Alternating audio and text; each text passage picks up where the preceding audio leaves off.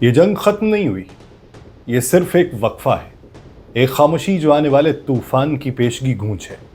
اسرائیل نے ایران کے 200 missile launcher تباہ کیے، مگر تہران کے زیر زمین میزائل شہروں کے دروازے ابھی کھلے ہی نہیں تھے۔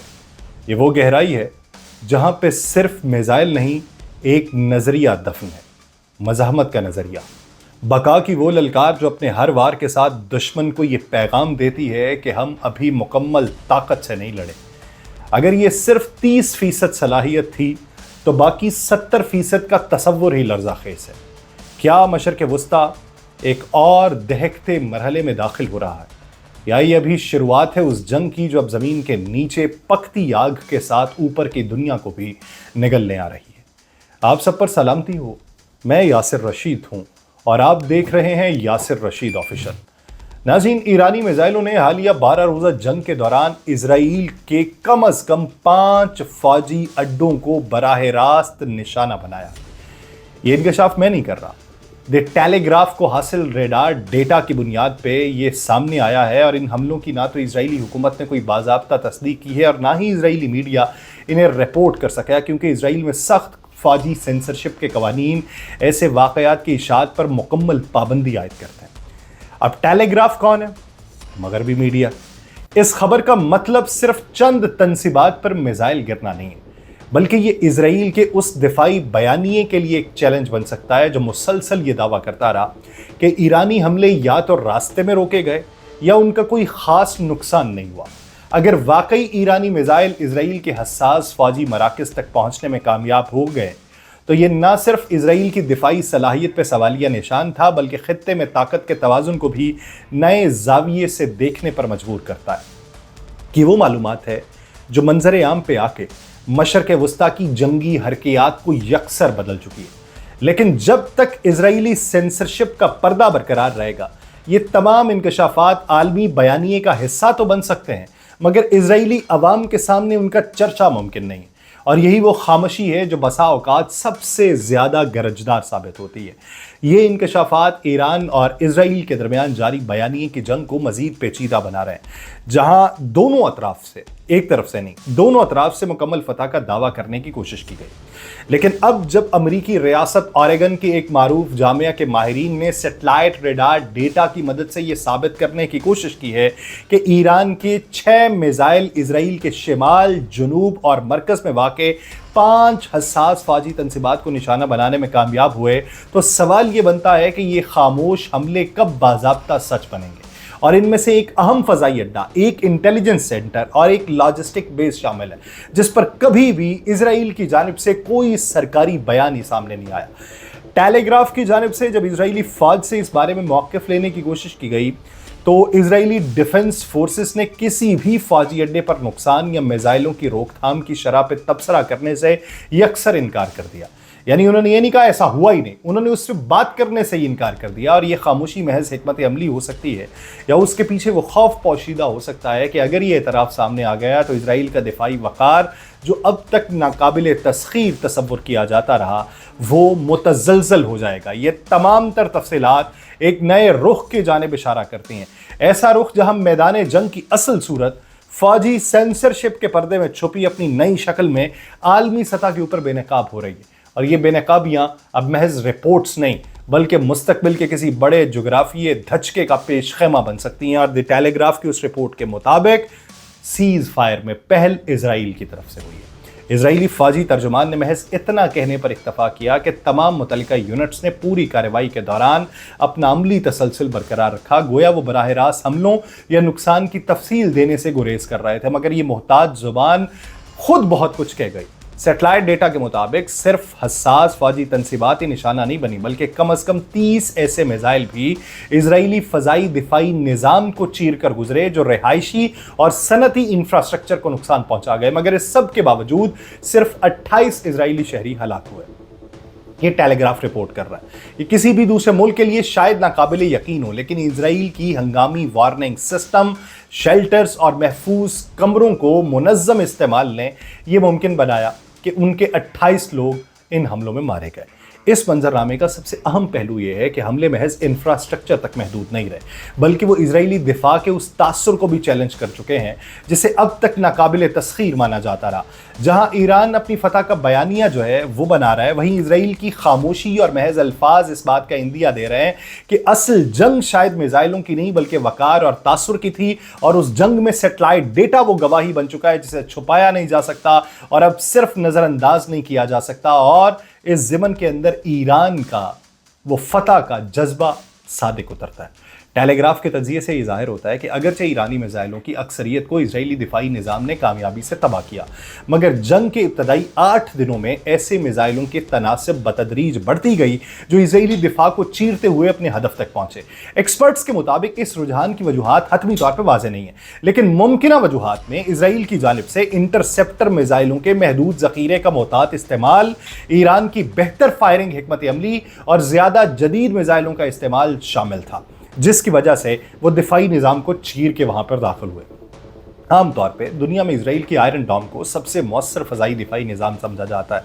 लेकिन मगरबी मीडिया भी ये कह रहा है कि हकीकत ये है कि ये निज़ाम सिर्फ करीबी फासले के रॉकेट और मार्टर हमलों को रोकने के लिए डिज़ाइन किया गया था। और इजराइल का फ़ज़ाई दिफा एक तयदार निज़ाम है जिसमें दरमियानी सतह पर डेविड स्लिंग मौजूद है, जो ड्रोन्स और दरमियाने फासले की मिसाइलों को निशाना बनाने के लिए तैयार किया गया, जबकि तवील फासले के बैलिस्टिक मिसाइलों के लिए एरो नामी निज़ाम इस्तेमाल हुआ जो उन्हें ज़मीन के माहौल में दाखिल होने से पहले ही तबाह करने की सलाहियत रखता था। और इन तमाम तहों के बावजूद मगरबी मीडिया कह रहा है, हमारी बात पे यकीन ना करें, वो कहते हैं अगर मिसाइल अपना रास्ता फिर भी बना गए तो ये इजराइल की दिफाई सलाहियत पर एक पेचीदा और खतरनाक सवालिया निशान छोड़ के गए हैं। इस 12 रोज़ा जंग के दौरान मगरबी मीडिया क्लेम कर रहा है कि इजराइली फ़ज़ाई दिफाई निज़ाम को सिर्फ मकामी टेक्नोलॉजी पे नहीं छोड़ा गया था, बल्कि अमरीका ने बराह रास्त मैदान जंग में किरदार अदा किया। अमरीकी ज़मीनी के 2 यूनिट इसराइल में तैनात किए गए थे। थर्ड, वो दिफाई निज़ाम वहां पे तैनात थे जबकि बहेरा अहमर में मौजूद अमरीकी बहरी जहाज़ों से इंटरसेप्टर मिसाइल फायर किए गए।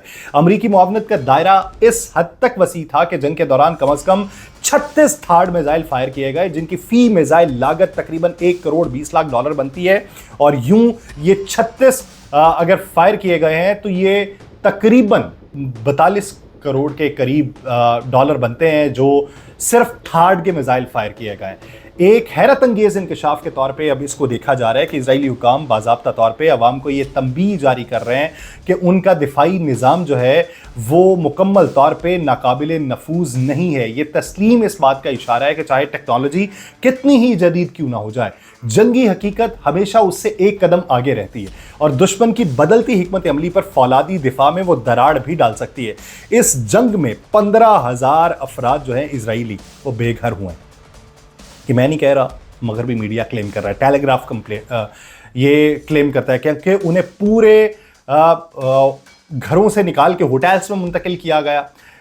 इससे मुतल्लिक खुलेआम खबरें सामने आती रहीं। दी टेलीग्राफ का डेटा एनालिसिस ये बताता है कि अमेरिका और इजराइल के मशरकी दिफाई निज़ाम ने मजमूई तौर पे कारकर्दगी तो दिखाई, लेकिन जंग के 7वें दिन तक तकरीबन 16% ईरानी मिसाइल उन दिफाई हिसारों को चीरते हुए गुजरने में कामयाब हुए। और ये शरह इजरायली दिफाई अफवाज की उस पुराने तखमीने के करीब है जिसमें कामयाबी की शरह 87% बताई गई थी। लेकिन ईरान में इनकलाबी हुकूमत और सरकारी मीडिया उन मिसाइल हमलों की फुटेज को इस अंदाज में पेश करता रहा, मगरबी मीडिया कहता है, जैसे वो जंग जीत चुके थे। और ईरानी मीडिया में आयरन डोम का मजाक उड़ाने वाले कार्टून्स नशर किए जा रहे थे और इजरायली शहरों पर मिसाइल गिरने की वीडियोस पर इनकलाबी तराने चलाए जा रहे थे ताकि अवामी तासर में यह बात बैठाई जा सके कि ईरान ने न सिर्फ इजराइल की अस्करी बर्तरी को चैलेंज किया बल्कि उसे नफ्सियाती तौर पर भी पिछाड़ दिया। मगरबी मीडिया कहता है कि ये ईरान की स्ट्रेटजी बहुत हद तक कामयाब रही और नफ्सा नफ्सी की सूरत हाल इजराइल में हमें देखने को मिली। अब वो जो डेटा कलेक्ट कर रहे हैं उसके मुताबिक वो कहते हैं कि इजरायली दिफाई निज़ाम को नाकाम बनाने के लिए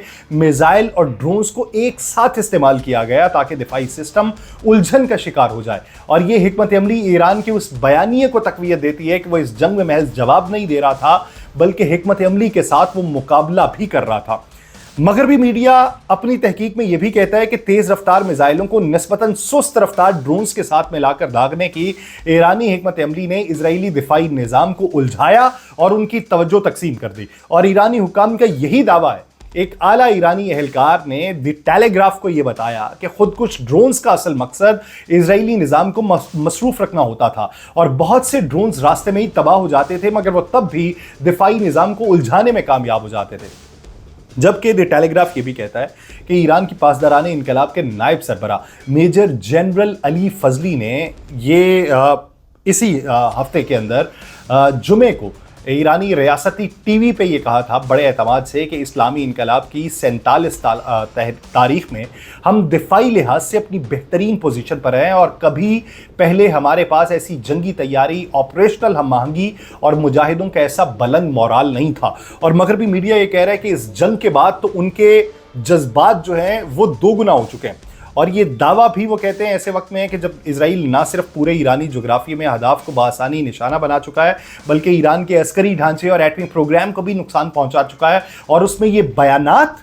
ये अंदरूनी तौर पे इत्तेहाद को तकवीयत देते हैं और अवामी हौसला बरकरार रखने की एक और कोशिश के ऊपर देखे जा सकते हैं कि जहां पे उनकी टॉप टियर लीडरशिप जो है उसकी असैसिनेशन हो जाए और फिर भी इस तरह के बयानात अंदरूनी तौर पे आए, तो ये ईरान की पुख्ता अज़्म की अक्कासी करते हैं। इजराइल और ईरान के दरमियान जो 12 रोज़ा जंग थी उसमें ये इम्कान बदस्तूर मौजूद है कि ईरान का बैलिस्टिक मिसाइल का ज़ख़ीरा बड़ी हद तक महफूज रहा। खुद इजरायली फ़ौजी हुकाम के मुताबिक अगरचे 400 में से 200 मिसाइल लॉन्चर्स को तबाह कर दिया गया, मगर ईरान की मिसाइल सलाहियत को मुकम्मल तौर पर ख़त्म नहीं किया जा सका। एक इजरायली फ़ौजी एहलकार ने यह मगरबी मीडिया को बताया कि हमने उनके तकरीबन निस्फ लॉन्चर जो थे वो तबाह कर दिए, जिसमें से उनके मिसाइल ऑपरेशन में रुकावट ज़रूर पैदा हुई, लेकिन ये मुकम्मल नाकामी नहीं थी। और इजरायली अंदाज़ों के मुताबिक जंग के आगाज़ पे ईरान के पास 2000 से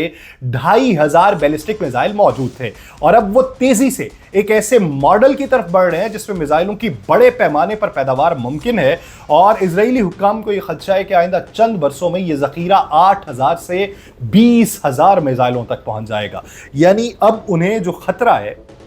वो उनकी